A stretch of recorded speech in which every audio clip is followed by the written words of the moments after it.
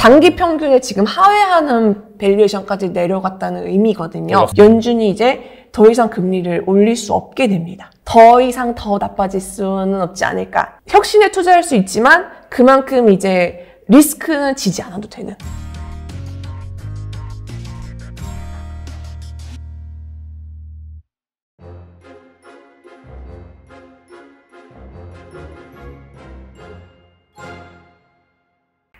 네, 미래에셋 자산운용의 글로벌 ETF 마케팅 송승현 매니저님 모셨습니다. 안녕하세요. 네, 안녕하십니까. 네, 매니저님 모시고 현재 시점에서 약간 좀 짧게는 아니고요. 좀 중장기적으로 봤을 때 어디에 지금 들어가는 것이 좋을지, 특히나 뭐 연금 계좌라든지 등등 여러 가지를 고려해서 한번 알아보도록 하겠습니다.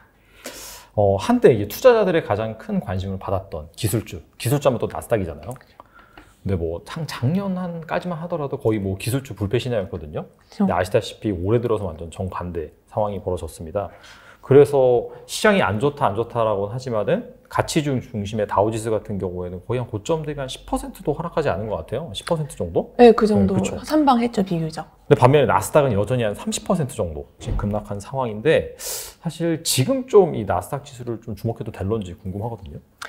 일단 다우지수랑 뭐 개별 종목 보시면 알겠지만 지금 다우지수 같은 경우는 가장 큰 30 종목이고, 대부분 종목을 보시면은 그런 뭐 필수 소비재라든가 그런 지금 시점에서 좋은 종목들, 네. 그런 종목들 약간 현실적인 그런 방어주 위주의 종목들이 좀 많이 들고 있어요. 반면에 이제 뭐 나스닥 아시겠지만 이제 기술주 들고 있기 때문에 아무래도 지금 그 현실적인 지표를 좀 더 반영할 수 있는 그런 소비재들이 상대적으로 좀 안정적인 모습을 보일 수밖에 없었고, 그 외에도 뭐 대형 제약주라든가 그런 방어주들이 조금 더 강세를 보일 수밖에 없었던 장이긴 한데, 그럼에도 불구하고 나스닥을 사야 되는 이유는 사실 같은 이유에서입니다. 미래를 상징하는 지수이기 때문에. 중장기적으로 아까 얘기하셨잖아요. 네네. 중장기적인 관점에서는 결국 미래를 상징하는 지수로서 미래에 투자를 해야 된다. 또 더군다나 이렇게 많이 빠졌기 때문에 미래에 투자해야 된다고 생각을 합니다. 그리고 미래에 대한 투자다. 근데 미래에 대한 투자 중에서 사실 정말 미래를 투자한다고 하면 이제 뭐 비상장 종목을 사가지고 몇 년 동안 보유한다고 할 수 있지만, 그럴 땐 그렇기에는 너무 개별 종목에 대한 리스크도 크고 어떤 종목이 될지도 모르잖아요. 근데 이렇게 나스닥 지수 같은 경우는 역사적으로 그런 혁신 종목에 대한 인큐베이팅 역할을 오랫동안 해왔습니다. 그렇기 때문에 결국 이 미래에 대해서 투자한다 하면은 가장 먼저 품고 키우는 인큐베이터 같은 나스닥 지수를 지금 더군다나 이제 YTD로 지금 한 27% 빠졌는데 지금 딱 보셔야 될 때가 아닌가라고 생각을 합니다. 그리고 이 나스닥 100이 미래를 상징하는 이유가 제가 왜 주목을 하냐 하면은 결론적으로 제일 좋아하는 중요한 지표는 이제 R&D 투자라고 생각을 해요. 지금 그 나스닥 100 지수에 상장된 종목들의 연평균 R&D 투자 규모가 131억 달러입니다. 근데 S&P 500도 지금 대표적인 대형주 지수잖아요. 네. 여기는 한 77억 달러예요. 그러니까 약간 거의 2배 정도 차이가 나요. 연평균 R&D가. 네. 근데 아시겠지만 R&D가 그 당시에는 비용으로 될지 몰라도 이게 나중에 누적되면은 결국 미래의 먹거리로 발견될 수 있는 거잖아요. 그래서 이 R&D 활동을 통해서 결국 이제 기술을 발전시키고 특허를 출원할 거잖아요. 그 개수를 보시면은 이제 나스닥 100 지수의 최근에서 특허 발생 기여도를 보시면 대부분 뭐 3D 그래픽, 뭐 자연어 처리, 웨어러블, 클라우드, 딥러닝, 빅데이터 혹은 뭐 블록체인 같이, 그러니까 지금 이미 산업이 태동하고 있고 앞으로 태동할 기대가 높은 관련된 업종에 대해서 이제 특허가 높습니다. 이 특허 발행이 높다는 것은 해당 산업이 그만큼 이제 개화하기 시작했을 때 그 기술에 대한 독점권을 가질 수 있고, 나아가서 그 기술이 상용화되었을 때 더욱더 높은 수익으로, 높은 마진으로 이제 돌아올 수 있다는 것을 의미하기 때문에 나스닥 100 지수의 미래에 대해서 지금 더 봐야 된다. 사실 근데 이거는 나스닥 100 지수의 지금 당장의 플럭추에이션, 이 변동성하고는 상관없이 미래로 봤을 때 꼭 봐야 되는 지표다라고 저는 생각하고 있습니다. 네, 저 밸류에이션 측면에서도 사실 나쁘지 않은 구간이라고 생각을 해요. 왜냐면은 지금 감익 이야기가 나오고는 있지만 대표적인 그 EPS 그로스를 보더라도 연초 대비돼서 떨어지지 않습니다. 여전히 10%. 그러니까 YOY EPS 그로스라든가 그거 YOY EPS 그로스 그 애널리스트들의 추정치를 해도 여전히 10%대 후반을 보이고 있고 2022년 올해 들어서 저는 한 그 지수가 27% 떨어졌으니까 네. 어닝 추정치도 거의 비슷하게 떨어지지 않을까라고 생각을 했는데 생각보다 많이 떨어지지 않았습니다. 한 10%도 안 떨어졌어요. 어닝 추정치가요. 그러니까 이 지금 올해 시장이 많이 하락한 것이 어닝 때문에만은 떨어진 것이 아니다. 어닝보다는 좀 어느 정도 좀 그 투자 심리, 센티멘트 쪽 때문에 떨어진 게 아닐까라고 생각을 하게 되는 그런 계기였고요. 이 어닝 지표를 보면서요. 그리고 또 PER 같은 경우도 한 19% 정도 떨어졌는데 이게 장기 지표, 장기 평균을 냈을 때 PER이 Z밸류 하잖아요. 표준 정규 분포 점수를 환산해서 봤을 때 마이너스 구간입니다. 그러니까 장기 평균에 지금 하회하는 밸류에이션까지 내려갔다는 의미거든요. 역사적 평균보다 미치다. 네. 그렇게 이해하면 될까요? 네, 5년 평균, 10년 평균보다 미치다라고 보시면 될 것 같아요. 네. 그렇게 되면은 일반적으로 그런 가치는 특히 이제 가치 투자 관점에서는 보통 기술주를 고밸류에이션주라고는 하지만 오히려 그런 상대적으로 역사적 가치에서는 오히려 지금 어떻게 보면은 가치주, 어느 정도 가치주 특성도 갖고 있다라고 보시면 될 것 같아요. 낮은 밸류에이션 때문에. 네. 뭐 전반적으로 말씀 들어보니까 현재 시점에서 투자할 만한 메리트가 있는 것 같긴 한데 네. 문제는 시점인 것 같아요. 네. 그래서 일단 첫 번째로 짚고 넘어가야 될 부분이 이게 사실 앞서서 뭐 어닝 추정치가 그렇게 많이 하향 조정되지 않음에도 불구하고 이익은 더 많이 떨어진 이유가 결국엔 이런 거거든요. 금리를 너무 가파르게 오르다 보니까 그렇죠. 사실 기술주라든지 성장주 이런 것들이 이 금리, 이 리스크 프리미엄에 따라서 금리가 올라가면 사실 밸류에이션 떨어질 수밖에 없잖아요. 근데 그 금리를 거의 뭐 한 1년도 안 돼서 뭐 3, 4%가량 올리다 보니까 그렇죠. 당연히 그 프리미엄이 깎이면서 떨어졌다고 볼 수가 있는데 그래서 중요한 거는 전반적인 지금 시장의 컨센서스가 내년 한 상반기까지는 금리를 올릴 것 같다. 좀 그런 거잖아요. 그렇죠, 그렇죠. 그래서 이제 지금 들어가도 되나 좀 더 떨어지지 않을까 그런 고민이 있을 것 같은데 이 부분에 대해서 어떻게 생각하시는지 궁금합니다. 네, 그래서 일단은 보통은 우리가 얘기하는 성장주, 기술주는 금리 인상에 불리하다. 그만큼 리스크 프리미엄에 좋지 않을 수밖에 없다. 네. 그걸 많이 받고 그렇기 때문에 리스크가 높기 때문에 좋지 않다라고 하는데 이게 과연 정말 펀더멘털 차원에서 이 기업들의 펀더멘털, 특히 나스닥 100 상장 기업들의 펀더멘털 차원에서 정말 금리 인상이 이 종목들에 불리할까라는 생각을 다시 한번 해볼 필요는 있을 것 같아요. 왜냐면은 막연하게 생각한 게 나스닥 100 종목들이 그 금리 인상에 더 많이 흔들리는 이유가 펀더멘털리 뭔가 그들이 부채 비율이 높다던가 하는 이유가 있을 것이다라는 그 가정을 가지고 그 상장된 종목들 지표를 좀 살펴보기 시작했습니다. 근데 두 가지가 나왔는데 네. 의외로 그 net debt to EBITDA, 그러니까 EBITDA 대비 순부채 비율이죠. 다우존스랑 S&P랑 비교했을 때 현저히 낮은 수치입니다. 나스닥이요? 네, 나스닥 100 종목들이 낮습니다. 지금 이렇게 보시면 아시겠지만 네. 그 다우존스 비중이 제일 높고요. 그다음에 높은 거는 이제 S&P 500. 그다음에 이제 나스닥 100입니다. 최근 들어 조금 오르긴 했는데 이 나스닥 100 같은 경우는 한동안 이 순부채 비율이 마이너스를 유지할 정도로. 현금이 더 많았다. 네, 현금이 더 많았다는 뜻이죠. 네, 네. 그래서 지금 조금 이 비중이 오르긴 했지만 여전히 3대 지수 중에서 가장 낮은 수준에 있다. 그래서 가장 안정적인, 의외로 금리에 좀 덜 취약한 비즈니스 모델을 갖고 있다라고 보실 수 있겠습니다. 아마도 이 부분에 대해서 이제 또 금융주의 비중이 사실 나스닥 100은 없잖아요. 그런 이유에서도 있긴 있을 겁니다. 그리고 그렇기 때문에 아무래도 자본 대비 부채 비율도 좀 낮은 편이고요. 그러면은 금융주가 없다는 것이 메리트가 될까? 뭐 어떻게 보면 양날의 검이라고 볼 수 있잖아요. 근데 그 생각을 해보면 금융주가 금리에 굉장히 좀 민감하지 않습니까? 금리 상승에는 뭐 예대매진 상승에 도움이 될 수도 있겠지만 오히려 이렇게 금리 상승이 멈춘 경우에는 이제 금융주의 감익이나 이런 부분이 더 크게 작용을 할 수 있을 텐데 그런 리스크를 반영하지 않는다는 차원에서 오히려 나스닥 100이 좀 더 매력이 있지 않을까? 금융주 리스크를 피할 수 있지 않을까? 저는 그렇게 생각을 합니다.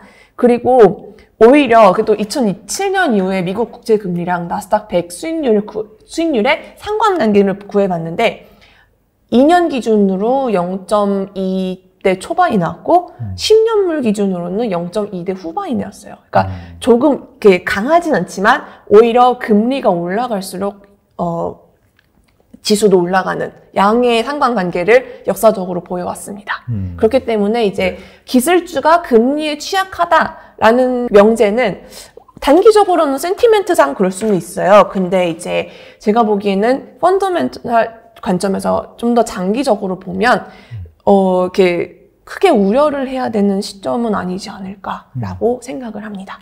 그런 것 같아요. 이게 상관관계가 그렇게 높지 않다는 거는 사실 금리를 조금 올렸을 때 영향을 별로 안 받는데 네. 올해는 사실 거의 한 40년 만에 이게 엄청나게 올리는 거잖아요. 네네. 갑작스럽게 팍팍 올리다 보니까 이번엔 좀 영향을 좀 크게 받는다. 네. 그렇게 해석해 볼 수가 있을 것 같고, 그럼에도 불구하고 실제 펀더멘탈 상에 봤을 때는 부채 비율 같은 경우에도 사실 뭐 나스닥이 아니라 S&P나 뭐 다우나 비교해 봤을 때 더 낮고요. 네네. 그 다음에 뭐 이익 증가율은 당연히 더 높은 그런 부분이 있고, 네네. 무엇보다도 이제 주식시장이 좀 선행해서 좀 반응을 한다라고 했을 때 그쵸. 내년 상반기 금리 인상이 마무리된다라고 한다면은 네네. 뭐 지금 시점에서는 약간 금리 급등으로 인해서 밸류에이션 프리미엄이 깎인 네. 그 부분이 좀 약화되는? 네, 그럴 수도 그쵸? 있을 것 같습니다. 그런 쪽으로 간다라고 볼 수가 있겠네요. 네, 이건 사실 제가 보기에는 시장이 패닉했던 부분은 이제 금리 인상 그 자체보다도 금리 인상 속도에 대해서 네. 그 각도에 대해서 좀 더 패닉을 한 거지, 금리 인상 자체에 대해서는 사실 그렇게까지 패닉할 이유가 없었고 역사적으로도 패닉하지 않았다라는 것이 이제 좀 더 증명이 됐다고 보시면 될 것 같아요. 그래서 그 각도에 대해서 그 공포를 가졌던 투자 심리가 어느 정도 회복이 된다면 이제 금리 인상에 대해서도 더 이상 이제 시장에 부정적인 영향을 미치는 것이 이전보다는 더 약해지지 않을까라는 것이 이제 저희 생각입니다. 근데 이제 문제가 또 하나 이제 시점 관련해서 이제 질문을 드려보면은 여기저기에서 내년에 상반기에 경기 침체가 올 것이다. 네. 그렇게 이제 주장하시는 분들이 많잖아요. 그렇죠. 약간 좀 과하게 말하자면은 뭐 리만 브라더스 사태급이다, 뭐 IMF 사태급이다. 그런 식으로 이제 경기 침체가 온다라고 하니 이 경기 침체가 오면은 사실 지금까지는 이 밸류에이션 때문에 깎였다. 금리가 가파르게 오르니까 그 멀티플이 낮아지면서 그것 때문에 주가가 하락했다라고 한다면은 경기 침체가 오면은 요번에 이익이 감소했지 않느냐. 그쵸. 그러면은 사실 밸류에이션은 그대로 있다 하더라도 이익이 감소하면 PR이 또 높아지는 거잖아요. 그쵸. 그래서 이제 싸다 그런 논리가 이제 희석이 되는 건데, 그래서 이 부분이 또 우려될 것 같은데 이 부분 어떻게 생각하세요? 네, 저는 이 부분에 대해서는 사실 좀 제가 조심스럽게 접근해야 되는 부분은 맞는 것 같습니다. 왜냐면은 이렇게 냉정히 얘기해서 제가 이제 이코노미스트가 아니기 때문에. 네네. 근데 일단 그 경제 지표가 최근에 어쨌든 이게 시장이 체감하는 지수가 떨어지는 게 결국 경제가 나빠지는 거 아니냐라는 우려가 어떻게 보면 선반영되어 있잖아요. 근데 그쵸. 그거랑 다르게 계속 연준이 금리를 올렸던 배경이 그럼에도 불구하고 물가를 일단 잡아야 되는 것도 있지만 고용 지표가 굉장히 좋지 않았습니까? 지난달만 하더라도 이제 신규 고용이 뭐 26만 명이 됐고 맞아요. 네. 또 실업률도 3.5%밖에 되지 않았대요. 근데 이 모든 게 트위터도 이제 뭐 감원을 한다더라, 메타도 감원을 한다더라, 그런 실리콘밸리에서 감원을 한다더라라는 이슈가 나왔는데도 불구하고 실업률이 2밖에 안 났어요. 그러니까 지금 기본적으로 연준의 금리 통화 정책은 이제 물가 상승률과 고용 지표 이 두 가지를 바탕으로 어떻게 보면 좀 자동적으로 해야 되는 그런 맨데이트이기 때문에 계속 금리가 인상이 됐었는데, 그에 대한 효과가 아무래도 이제 2023년에는 왜냐면 이게 경제 지표가 실물 지표랑 좀 괴리되어 있기 때문에 그 무리하게 금리를 올린 거에 대한 효과가 좀 나타나지 않을까라고 시장에서 실제로 많이 그러더라고요. 네. 지금 제이미 다이먼 JP 모건 CEO 같은 경우도 내년 중반에는 이제 미국도 침체 국면에 접어들지 않을까라고 이야기를 하고 있고, 시타델 CEO도 뭐 경기 침체는 피할 수 없다. 이미 뭐 기정 사실을 하고 있어요. 많은 쪽에서. 네. 뭐 이제 일부 뭐 IB에서는 이제 간신히 침체를 피할 것이다. 그러니까 지금 정도가 조금 더 다르긴 한데 어쨌든 올해보다 좋지는, 적어도 뭐 이렇게 장밋빛 미래를 그리는 기관은 지금으로서는 지금 확실히 아무도 없는 것 같습니다. 네. 근데 이게 양날의 검이 될 수도 있어요. 왜냐면은 적어도 지금 내년 1분기나 상반기까지는 금리를 올린다는 것이 중론이지 않습니까? 그렇죠. 근데 이렇게 내년부터 경기 침체되는 모습이 지표에 반영되기 시작하면은 연준이 이제 더 이상 금리를 올릴 수 없게 됩니다. 올릴 수 없고, 조금씩 또 이제 FOMC 성명서라든가 이런 미넷 회의록 같은 데를 통해서 혹은 언론의 인터뷰를 통해서 시그널을 주겠죠. 이제 연준이 더 이상 이제 경기가 침체되는 것에 대해서 우려하고 있다. 그래서 당장의 액션에 나가진 않더라도 뭔가 언지를 계속 주지 않을까라고 생각을 합니다. 그래서 그런 통해서 약간 시장의 어떻게 보면 센티멘트를 좀 이렇게 달래려는 모습도 좀 더 관찰되지 않을까. 이게 본격적으로 침체 국면이 보이게 되면 그렇게 되지 않을까 생각을 하고요. 그래서 경기 침체가 오히려 더 가시화되면은 뭐 감익의 우려도 있겠지만 오히려 그러면 연준 쪽에서 통화 정책을 좀 더 푸는 쪽으로 더 빨리 선회하지 않을까. 그래서 그러면 어떻게 보면 결자 해지 측면에서 금리가 급하게 오른 거에 대해서 이제 시장이 위축됐으면은 이제 금리를 또 이렇게 내림으로써 그에 대한 투자 심리 개선 효과도 볼 수 있지 않을까라는 일말의 기대도 있습니다. 그리고 그거를 노리고 투자하시는 투자자분들도 좀 있을 것 같습니다. 그 다음에 이게 경기 침체가 약하게 오느냐, 즉 소프트 랜딩이냐 아니면 강하게 오느냐, 하드 랜딩. 이 두 가지 측면이 있는데 현재 시장에서 우려하고 있는 건 하드 랜딩. 좀 세게 오는 그런 부분에 있어서 우려하고 있는 부분인데 그렇다면 또 반대로 연준에서는 그런 빨리 완화적인 스탠스로 돌아설 수 있기 때문에 그런 것들을 감안한다라고 했을 때는 네. 또 이렇게 완화적으로 간다라고 하면은 또 시장에서 또 반발 매수가 또 유입될 수 있는 부분이 있고 그런 것들을 감안했을 때는 네. 지금 상황에서 약간 좀 모아가는 측면에서는 나쁘지 않은 타이밍이다. 이제 그렇게 볼 수 있는 건가요, 그러면? 네, 저는 그렇게, 물론 좀 더 이렇게 그런 연준의 방향성을 좀 더 보셔야 될 필요도 있겠지만, 지금부터 이제 좀 이 지표를 좀 봐야 되지 않을까. 지수에 대해서 좀 더 이렇게 진입 시기라든가 이런 걸 좀 봐야 되지 않을까라고 생각을 합니다. 더 이상 더 나빠질 수는 없지 않을까. bad news is not bad news anymore 라고 요새 많이들 하거든요. 네네. 더 이상 나쁜 소식이 나빠질 수 없다. 그러니까 나쁜 소식이 나쁜 소식일 수 없다. 네. 그러니까 그렇잖아요. 왜냐면 이게 경기 지표가 나쁘면은 연준에서 더 이상 돈줄을 칠 수가 없거든요. 경기 침체가 더 심하게 되는 거, 특히 하드 랜딩 같은 경우를 이제 막아야 되기 때문에 네. 그렇기 때문에 이제 그런 bad news is not bad news anymore 이 관점에서도 나쁘게만 볼 필요는 없다는 것이 저의 생각입니다. 그러니까 막 그런 상황이 진짜 온다라고 하더라도 아무리 나쁜 뉴스가 나온다 하더라도 네. 주가 안 빠진다든지 오히려 그렇죠. 반등하는 그런 조짐이 역사적으로 좀 보였으니까 그런 것들도 약간 잘 보시면 네네. 좋지 않을까 생각이 돼요. 그래서 이게 그런 이익에 대해서 중장기적으로 좀 후행적으로 영향을 줄 수 있지만 투자 심리 관점에 있어서는 사실 이제 경기 사이클이랑 주가 사이클이랑 100% 일치하지는 않거든요. 그렇죠. 먼저 주가가 빨리 반응하고. 네, 빨리 오히려 좀 주가가 좀 선행적으로 움직이는 경향도 있고요. 그렇기 때문에 이제 침체라고 해서 무조건 위험 자산인 나스닥 100을 회피해야 된다라는 생각은 안 하셨으면 좋겠습니다. 네. 알겠습니다. 아무튼 간에 지금 하락장이 우리나라 같은 경우에는 작년 하반기부터 시작이 됐고 미국은 올해부터 이제 본격적으로 발생을 하고 있는데 이렇게 한 사이클이 끝나면 다시 이제 상승 사이클이 왔을 때 항상 역사적으로 그랬던 것 같아요. 새로운 주도주가 좀 탄생을 하잖아요. 네, 그렇죠. 그래서 좀 우려되는 게 뭐냐면은 사실 애플이라든지 테슬라도 마찬가지고 마이크로소프트, 아마존 등등 보면은 거의 한 짧게는이라고 보기엔 좀 애매하긴 한데 한 10년 정도 계속해서 주도주 역할을 해왔거든요. 그렇죠. 그러면 이번에 한 사이클이 지나면은 새로운 주도주가 탄생을 하면은 사실 이런 기업들은 그때 되면 좀 상대적으로 소외되는 거 아닌가? 약간 그런 우려도 좀 있는 것 같아요. 그래서 이런 상황에서 약간 좀 미래 주도주를 투자함에 있어서 네. 가장 좀 좋은 방법이 무엇이 될 수 있을지 좀 궁금하거든요. 네. 일단 첫 번째로는 일단 최적의 방법은 네. 단일 종목에 투자하는 것보다는 이런 주도주가 될 수 있을 것 같은 지수를 모아놓은 포트폴리오에 투자하는 것이 이제 효율적이죠. 왜냐하면 사실 모든 투자자들이 10년 전에 테슬라를 다 알았을까요? 15년 전 애플을 다 알았을까요? 그렇지 않잖아요. 그렇죠. 사실 냉정히 얘기해서 저도 10년 뒤 주도주가 다음 불장이 왔을 때 주도주가 뭐가 될지 100% 예측을 제가 한다고 해도 100% 맞을 거라는 보장 전혀 없어요. 오히려 그렇죠. 틀릴 가능성이 더 높을 거예요. 그렇죠. 그렇다면 그런 개별 종목을 맞고 틀리고 리스크를 지는 것보다는 일단 그런 가능성이 높은 종목들에 대해서는 여러 개 모아두면 100개 정도 모아두면 그중에 몇 개는 터지겠죠. 그러니까 100개 중에 더 많이 터질 수도 있고요. 그런 가능성이 높은 종목들을 모아놨다는 건 그만큼 이렇게 원층 기술을 많이 보유하고 미래에 잘 될 것 같은 기술에 대해서 사업을 영위하는 종목들을 미리 보유를 하면 좀 더 미래에 그런 불장 사이클에 올라타기 좀 더 손쉽지 않을까라고 생각을 합니다. 그래서 개별 종목도 좋지만 저는 그래서 그런 리스크를 피하고 좀 더 편하게 투자하기 위해서라도 나스닥 100 전체 지수에 투자하는 것이 좀 더 낫지 않을까라고 생각을 합니다. 네. 그리고 또 이게 나스닥 100의 또 다른 장점이 보통 이렇게 원천 기술 보유하고 있는 종목들이 이제 중소형주들이나 비상장 종목들이 많잖아요. 근데 이 나스닥 100 종목들은 기술도 보유하면서 재무적으로 그래도 비교적 탄탄합니다. 유동성 좋은 대형주 위주로 구성이 되어 있고, 그러다 보니까 이제 뭐 자금 조달이나 이런 것도 훨씬 더 수월하고, 만약에 나스닥 100 종목들이 자기들이 기술이 없으면 원천 보유하고 있는 기술을 매입을 할 수 있을 정도로 현금이나 그런 재무 구조도 탄탄한 편이에요. 그렇기 때문에 더 유리하다고 보고 있고요. 또 이 나스닥 100 기본적으로 유니버스에 진입을 하기 위해서는 그 회계 감사 의견이 거절 의견이 되면은 절대 진입이 될 수가 없어요.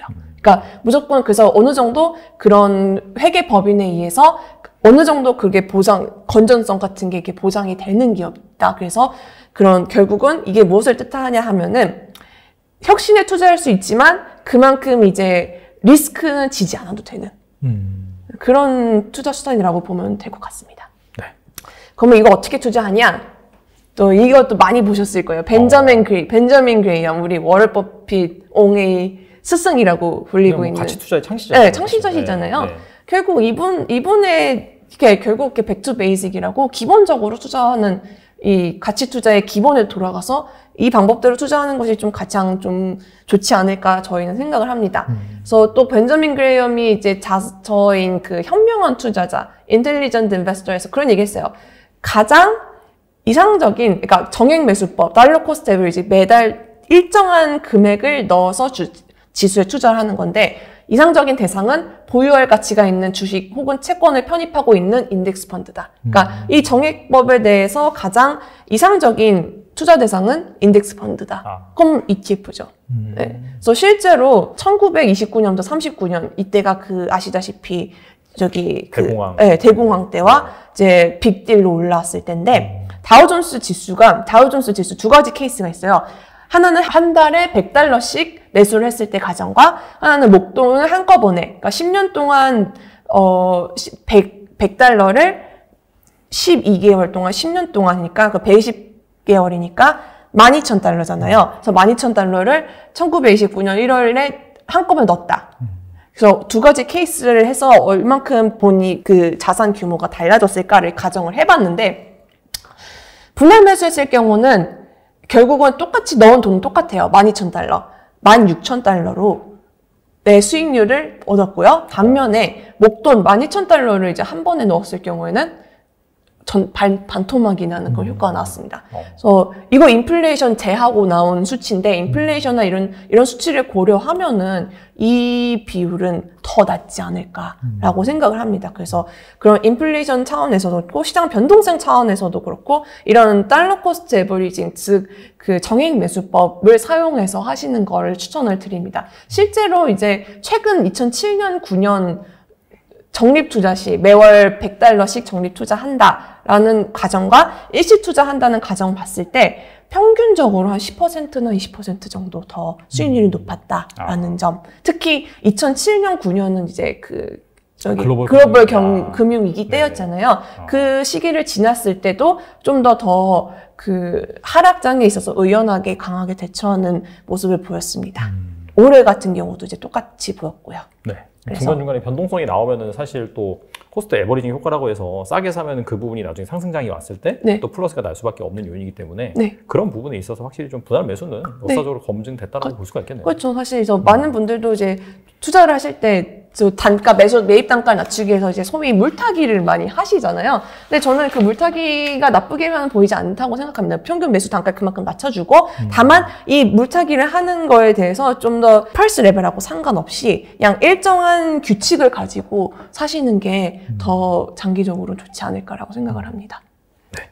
그렇다면 이 나스닥 100 지수에 투자하는 또 ETF 상품에 대해서 말씀해 주시면 좋을 것 같아요. 네. 그래서 이제 타이거 ETF는 이제 미국 나스닥 100 지수가 이미 있습니다. 상장한 지 좀 됐고요. 그리고 이제 많은 고객들이 찾아주셔서 이제 규모도 꽤 큽니다. 근데 이번에 또 이 상품에 대해서 지금 원래 갖고 있던 상품이 환 노출이 되던 상품이었어요. 근데 지금 $1 환율이 너무 오르다 보니 이제 이거에 대한 해칭을 할 수 있는 상품이 없냐라는 고객들의 요청이 굉장히 많았습니다. 그렇구나. 네, 약간 저희가 내겠습니다 한 게 아니라 내주세요 라는 그런 시장의 목소리를 좀 많이 반영해서 낸 것이 이제 나스닥 100 해치인데 그냥 해지가 아니라 토탈 리턴 해지 상품을 냈습니다. 토탈 리턴은 무슨 뜻이에요, 그러면? 토탈 리턴, 그러니까 보통 그 수익률을 계산할 때 프라이스 리턴이랑 토탈 리턴 계산해요. 프라이스 리턴은 그냥 구성 종목의 가격 변동만을 갖고 하는 지수입니다. 그러니까 그냥 아까 지금까지 얘기했던 지수 변동률, 아까 YTD로 27% 했다면 가격만으로 이제 반영을 한 거잖아요. 그걸 갖다 이제 프라이스 리턴이라고 하고요. 토탈 리턴은 한국말로 총수익이라고도 하는데 이것은 배당 수익률을 반영한 지표입니다. 배당을 재투자한다는 그런 개념이라고 보면 되겠네요. 그래서 보통 프라이스 리턴 인덱스 같은 경우는 프라이스 리턴 인덱스를 기반으로 한 ETF는 배당이 나오면 이제 고객한테 돌려주는데요. 토탈 리턴 인덱스 같은 경우는 이제 배당금이 나오면 그 배당금을 고객한테 분배를 하는 대신 지수에 재투자를 합니다. 그래서 이게 어떤 효과가 있냐면 이제 제가 방금 말씀드렸던 정액 매수법, 그 달러 코스트 에버리징 어떻게 보면 좀 비슷하게 역할을 할 수가 있어요. 그래서 계속 그 수익을 재투자를 함으로써 오히려 더 그 베이스를 더 늘려주는. 그리고 혹시 그 배당을 받았을 때는 배당 소득세가 붙잖아요. 네네네. 근데 이거 같은 경우에는 그러면 세금적으로도 약간 좀 이점이 있는 건가요?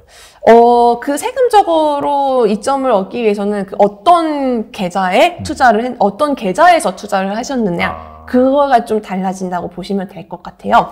일단 ETF 수익 구조는 기본적으로 매매 차익과 분배금에 대한 이제 세금이 부과가 되는데 국내 주식형을 제외하면은 이건 지금 해외 주식형이기 때문에 매매 차익, 우리가 양도 차익이라고 하죠.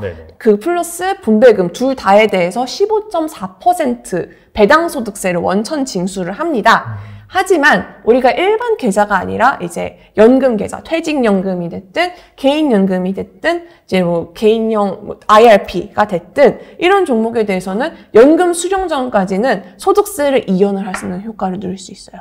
그래서 여기에 대해서 세금을 내지 않고 나중에 연금을 인출할 때 과세를 할 수 있습니다. 이 연금 소득세는 훨씬 낮아요. 한 55세 이후에는 5.5%고요. 더 나이가 들어서 인출을 할 때는 그 소득에 대해서는 3.3%까지 내려갑니다.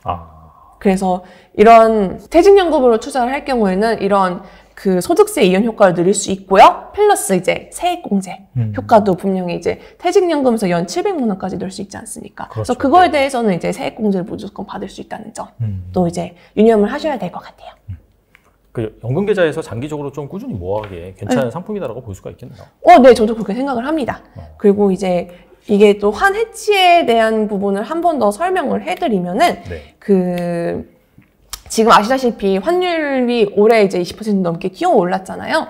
근데 이게 보면은 제가 좀 그런 장기 평균 지표를 좋아하는데 장기 평균 결국 특히 이게 환율 같은 매크로 지표는 장기 평균으로 회귀하는 성향이 있어요. 근데 지금 원달러 환율 그 수준이 그래도 지금 최근에 많이 떨어지긴 했지만 여전히 표준 편차 플러스 2입니다. 2 표준 편차 위로 있습니다. 그렇다는 것은 향후로 원달러 환율이 추가로 급등하는 것보다는 적어도 박스권 혹은 하락할 가능성이 높다는 것을 의미하는데 이것 때문에 사실 미국 투자를 좀 망설여지신 분이 분명히 있을 거예요. 맞아요. 특히 신규로 진입하신 분에 대해서는 그렇게 생각하실 텐데 이 원달러 환율을 그래서 그렇기 때문에 더 해칭을 해야 된다는 분들이 있을 텐데 그거에 대해서 이제 환해지 비율이 그러면 어떻게 될까? 근데 환해지 비율이 증가하면 할수록 S&P 500도 그렇고 나스닥 100도 그렇고 변동성이 낮아지는 경향을 보였습니다. 그렇겠죠. 그렇기 때문에 이제 그런 리스크를 축소한다는 차원에 있어서도 좀 접근하시는 거를 좋다고 생각을 합니다. 그래서 그 환에 대해서는 워낙 이렇게 예측하기 힘든 영역이긴 하지만, 그래서 그 개개인의 투자자분들의 생각이나 아니면 이미 보유하고 있는 달러 자산을 언제 샀는지, 그래서 평균 보유하고 있는 매입 환율에 따라서 이 나스닥 100 토탈 리턴을 하시든지 환 노출형을 하시든지 선택을 하시면 될 것 같습니다. 지금은 사실 약간 좀 환율이 너무나 많이 급등을 했기 때문에 환해지가 되는 상품을 사서 들어가는 게 좀 더 괜찮을 것 같고, 근데 나중에 또 정반대 상황이 벌어질 수도 있겠죠. 이것 때문에 또 원화가 엄청 강세를 보여가지고 뭐 1,100원 이하로 내려간다 라고 한다면은 또 역사적인 평균보다 좀 낮은 수준이잖아요. 그렇죠. 그럴 때는 또 기존의 환 노출 상품을 이제 사가지고 약간 좀 상황에 맞게 좀 리밸런싱을 하는 것도 그것도 어떻게 보면은 손쉽게 하실 수 있는 전략인 거죠. 그 환해지를 그냥 ETF 매매로 손쉽게 하는 거잖아요. 같은 포트폴리오를 갖고 그렇죠. 있어도. 네. 원래는 이제 뭐 달러 선물을 사고 원화 선물을 팔고 하고 혹은 정반대의 방식으로 헤징을 해야 되는데 이제 그럴 필요 없이 이제 ETF로 손쉽게 하실 수 있다. 그것도 연금 계좌에서 하실 수 있다. 선물 ETF는 또 연금 계좌 이런 데서 또 매입이 안 되지 않나요? 네, 근데 이거는 이 상품은 저희가 나눈 상품은 현물입니다. 현물로 이제 헤징을 하기 때문에 퇴직연금에서도 투자가 가능하다는 점. 네, 그게 제일 큽니다. 퇴직연금. 네. 저희 노후를 위해서라도. 네.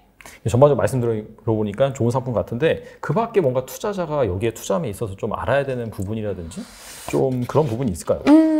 결국 이제 미국에 대해서 얼마나 신뢰를 하느냐, 경기에 대해서, 경기 방향성에 대해서 얼마나 신뢰하느냐, 이 부분에 따라서 이제 좀 고민을 많이 하실 시점이라고 생각을 합니다. 왜냐하면 지금 당장만 보면은 이제 경기가 좋아질 거다, 아니 적어도 지금과 같은 상황이 유지될 거다, 투자하기 좋을 거다, 시장이 막 급격하게 올라갈 거다라고 낙관적으로 생각하기는 현실적으로 힘들잖아요. 근데 그럼에도 불구하고 이 나스닥 100은 대형주입니다. 그러니까 정말 미국의 그 전 세계 경제의 가장 큰 부분을 차지하고 있는 기업의 중에서도 가장 큰 기업들을 갖고 있는, 그러면서도 이제 혁신에 대한 그 주도성을 놓지 않는 그런 포트폴리오라는 점에서 오히려 이럴 때일수록 좀 더 이렇게 면밀히 관찰을 하시고 조금씩 이렇게 매수를 하시는 게 좋지 않을까라고 생각을 합니다. 네.